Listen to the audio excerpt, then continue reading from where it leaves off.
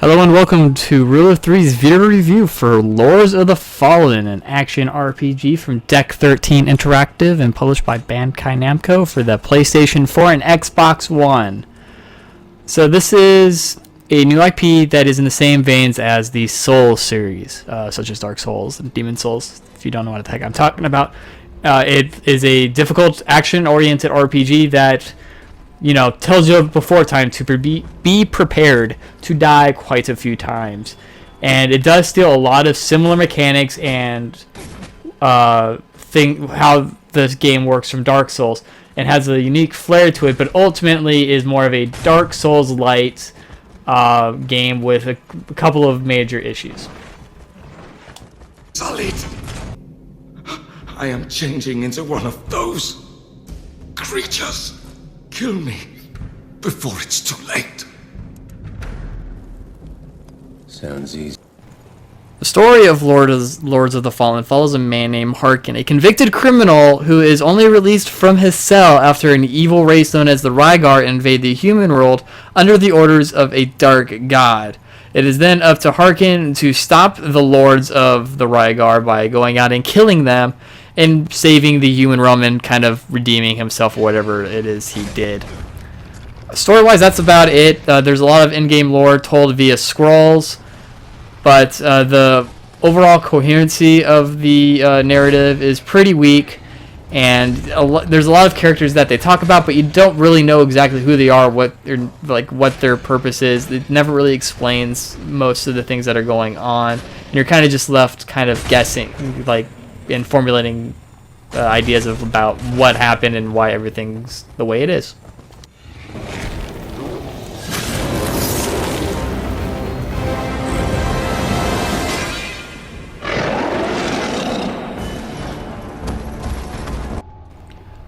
Lords of the Fallen has a lot of similar mechanics to the Souls series and is heavily influenced by it, from its health, stamina, magic bar to its painful death penalties. However, there are a few twists on the formula. The biggest one is to the death penalty. Like Dark Souls and Demon Souls, when you die, you lose all experience points, and it's your job to get back to the point to where you died to reclaim those lost experience points. The new thing is those experience points will begin to decay if you take too long, and the rate is based off of how long you were alive before you died, as well as how many kills you got before you died. Another new mechanic is the multipliers and hidden kind of incentives to not go back to save points and keep pushing and pushing and pushing.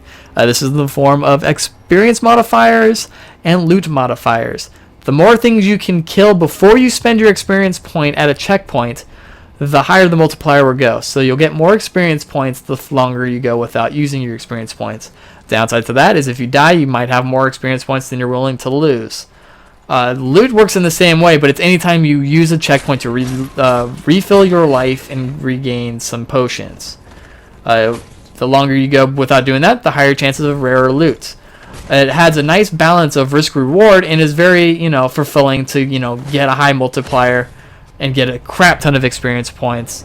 And then it's a real bummer when either you have to reset it because you're out of potions and you can't push any further, or you die.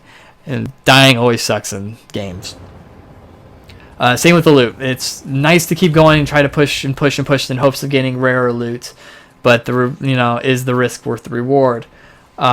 Difficulty-wise, the game starts off fairly difficult. It does have a bit of a learning curve, but once you get to about 2-3 hours in, you're going to get a magic gauntlet and access to the crafter a little later.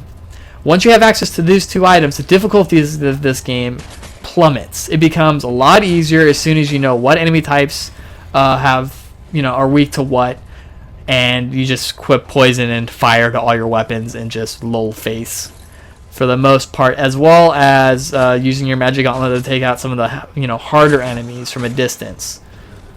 You just put on another rune on that, and I'll get the runes in a second, which really lopsizes the difficulty of this game, unfortunately.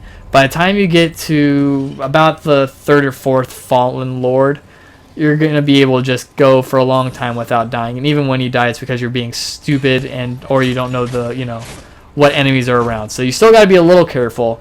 but enemies just usually die in a few hits or a few combos, just because you're doing so much damage with different elements, and they can't do as much damage to you because you have, you know, defensive runes on and stuff. Runes come in two types, small and big. Depending on the size, depends on the quality of rune, whether it's, you know, a common, weak one to flawless ones that do huge multipliers and really make things a lot easier. Enemy variations are another kind of big disappointment. As the game progresses, you're going to see a couple of different types. By, once again, about 2-3 hours in, you've seen about every type of enemy other than bosses that you're going to see. You just formulate the strategies for each one and you're good. So, and most of the time, one strategy works on all of them, and it's usually roll, stab, roll, stab. The only time that's not true is when they have shields, and then you run into the distance and shoot them with your glove. And once again, it really hurts the difficult feeling of this game, because it's really easy, especially bosses. Once you get, all the bosses are really just dodge out of the way, stab, stab, stab, dodge out of the way, stab, stab, stab. They don't really have any real unique mechanics and aren't super difficult, in my opinion, once you figure out the basic strategy for them and upgrade your weapons to have runes in them. Combat, on the other hand, I really like the combat in this game. It's a little faster paced than the Souls series, and it allows you to be a little bit more aggressive, which is a good thing. It allows you to take more risks, and because you can't be as defensive with your shield, because honestly the shield really didn't help a whole lot. You lose a lot of stamina unless you obviously stat for a lot of that, but you also take a little bit of damage, so I didn't use shields as much. And it's, you know, it's really fun, but unfortunately just because there's so little enemy types and you can beat them all with the same strategy, it gets very repetitive, and they all look the same, and the scenery is all the same, and I was kind of disappointed. I guess this place is a good place to die. What happened here? We escaped through the catacombs. There's an ancient path which leads to the cellar of the Citadel. I did not make it. The others jumped into this open pathway. Lords of the Fallen sets out to be the next Souls series of difficult games. Unfortunately, due to its schizophrenic, first I'm hard, then I'm, you know, just kind of medium difficulty, to its lackluster environments and very few enemy variations, hold this game back from being what it wants to be. Giving Lords of the Fallen a rent verdict. And that's it for this review. Thanks for listening, everybody. Remember to go to ruler3.com for all the other news and other things I post on the website. Like us on Facebook and Twitter. Subscribe to our channel so you can get all the updates on when I post video reviews and all that fun stuff. Next week will be later this week, not next week.